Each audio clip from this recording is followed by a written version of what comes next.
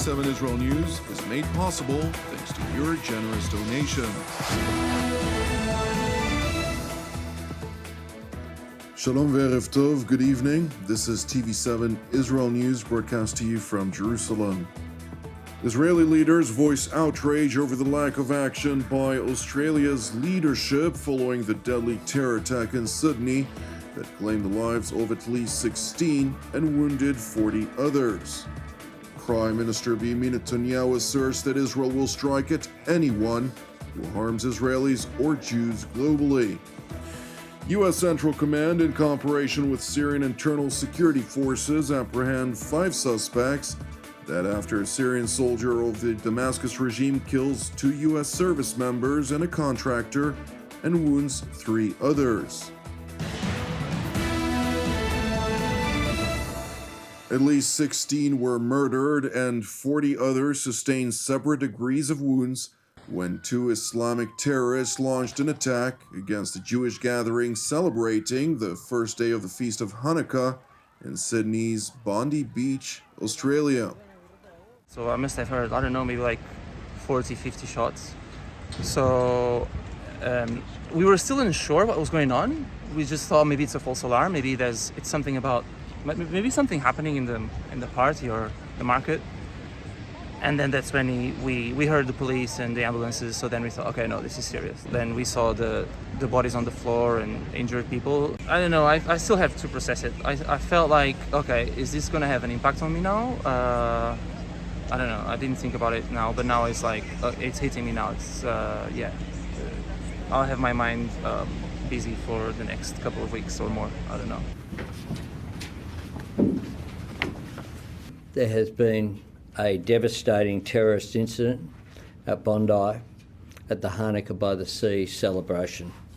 This is a targeted attack on Jewish Australians on the first day of Hanukkah, which should be a day of joy, a celebration of faith. An act of evil anti-Semitism, terrorism that has struck the heart of our nation.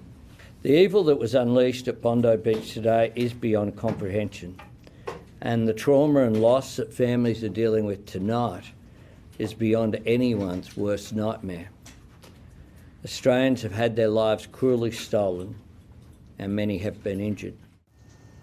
Authorities identify the terrorists as 50-year-old Sajid Akram and 24-year-old Naveed Akram, Pakistanis living in Australia. The son, who was neutralized and is currently undergoing treatment in critical condition, was previously investigated by Australia's Security Intelligence Organization, ASIO, for ties to an Islamic State terror cell. His father, Sajid, who was eliminated by local police forces, held a license to carry some 6 firearms, some of which were used in the attack. Our police and security agencies are working to determine anyone associated with this outrage. Our agencies will provide you with factual updates as quickly as possible as they continue to emerge.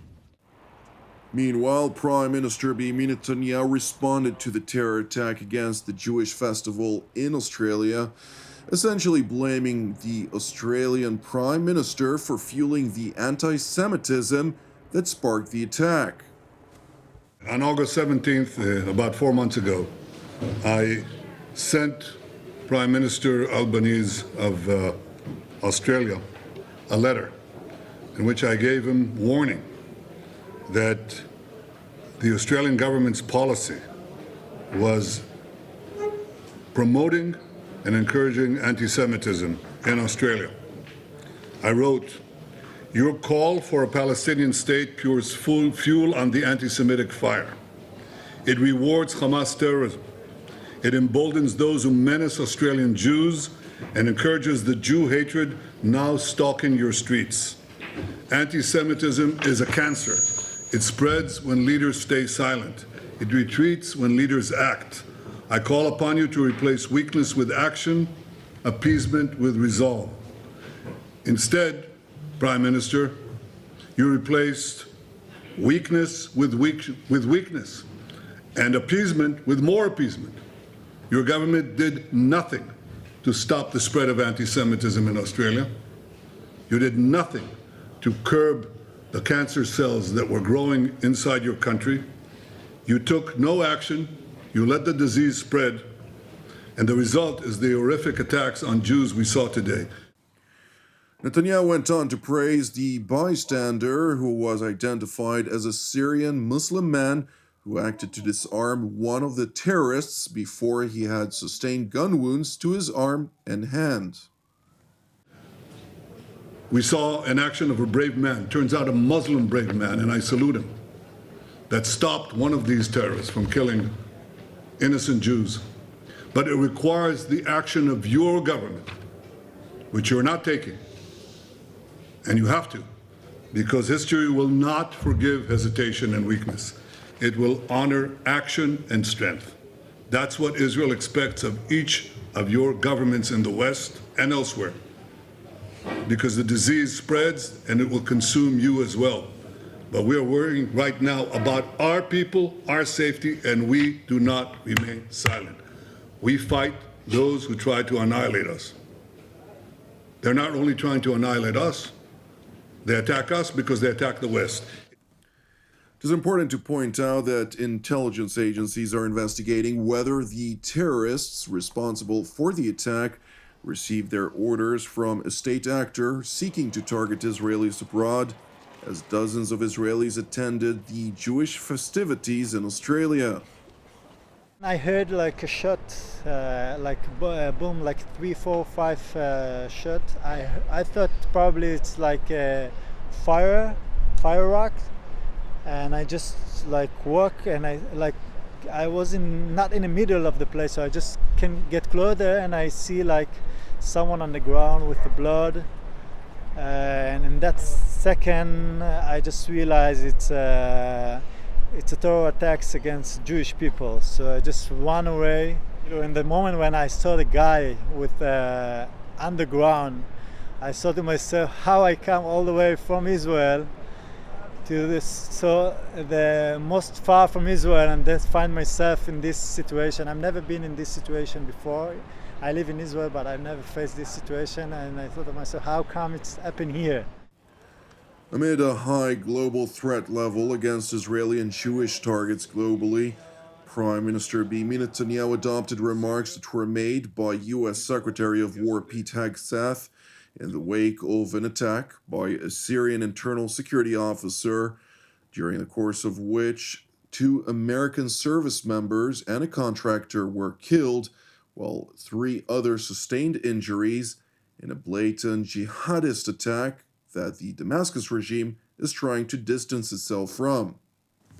In Syria, we saw yesterday 2 American soldiers killed and 1 American interpreter killed as well. Killed because they represent our common culture. Now, as a result of this, Secretary of War Pete Hegseth said the following. He said, "Let it be known that if you target Americans anywhere in the world, you will spend the rest of your brief, anxious life knowing the United States will hunt you, find you, and ruthlessly kill you." We send our condolences to the people of America, and I want to say that our policy is exactly that policy. That's why those who target Israelis, target our soldiers, try to kill them or try to hurt them and wound them, as happened in Gaza yesterday, we take action. They will spend the rest of their brief, anxious lives knowing that Israel will hunt them, find them, and ruthlessly dispose of them. That is American policy. This is Israel's policy. It's our policy in Gaza, in Lebanon, anywhere around us. We do not sit by and let these killers kill us. Meanwhile, in Washington, U.S. President Donald Trump addressed the attack by a member of the Syrian Security Forces, insisting, however, that the Syrian government was not responsible for the murderous attack by one of its own men. So we mourn the loss of 3 great patriots in Syria. You know how it happened. It was an ambush, terrible. We also have 3 wounded. They seem to be doing pretty well. But we mourn the loss. These are 3 great people. and it's just a terrible thing. Syria, by the way, was fighting along with us. The new president of Syria is, as they told me, and I'm not surprised, he's devastated by what happened. This was an ISIS attack on us and Syria. And again, we mourn the loss and we pray for them and their parents and their loved ones. Very, very sad. Mr. President, will the U.S. retaliate against ISIS? Yeah, we will. Since the terror attack against U.S. forces in Syria took place on Saturday, U.S. Central Command, in cooperation with Damascus's Internal Security Forces, have raided a couple of locations, as part of which 5 suspects with alleged ties to the deadly attack were apprehended. They were taken in for further interrogation.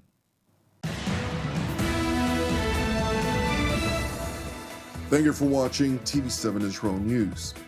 I would like to take this opportunity also to thank you, if you're a supporter of TV7 Israel News, for helping us produce our daily updates and analysis from here in Jerusalem. If you haven't yet supported TV7 Israel, which is exclusively donation-based, and would like to do so, you can donate via our website at www.tv7israelnews.com. Separately, I would like to encourage you, pray for the peace of Jerusalem and redemption of Israel. I'm Jonathan Hassan, wishing you a Chag Chanukah Sameach and Shavua Mevorach, and God willing, until our next update, Shalom from Jerusalem.